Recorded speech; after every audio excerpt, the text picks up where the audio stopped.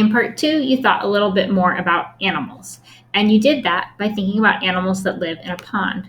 So when I watched the video, I found 5 different types of animals in the pond. Did you find more than me or less?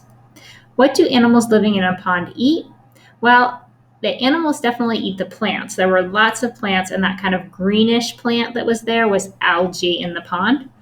I also even saw an animal go up to the surface to catch an insect. Okay, so based on the information in the paragraph, where do tadpoles get the energy and matter that they need to grow? Where do frogs get the energy and matter that they need to grow? So animals are consumers. They are going to get energy and matter from the things that they eat. So tadpoles get the energy and matter that they need to grow from algae, while frogs get the matter and energy that they need to grow from other animals, such as insects and worms. Besides growing, name 2 other things that a frog uses the energy and matter from food for. Well, frogs need the matter from food to repair their bodies. They also need energy from food to move around.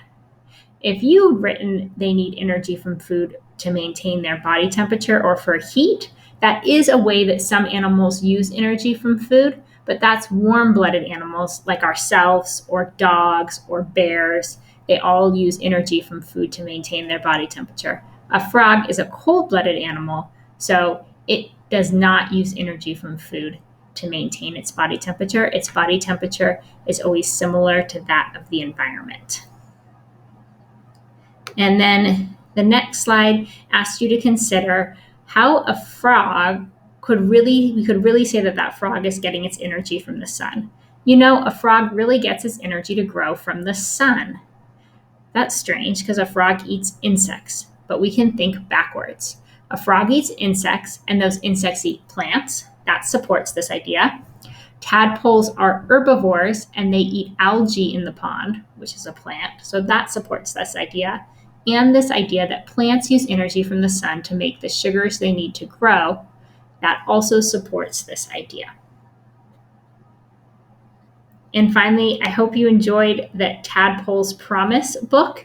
If you listened to it, I love this book because in the end, they both want to see each other, but then the butterfly, or Rainbow the caterpillar, who's turned into a butterfly, really is now part of the frog.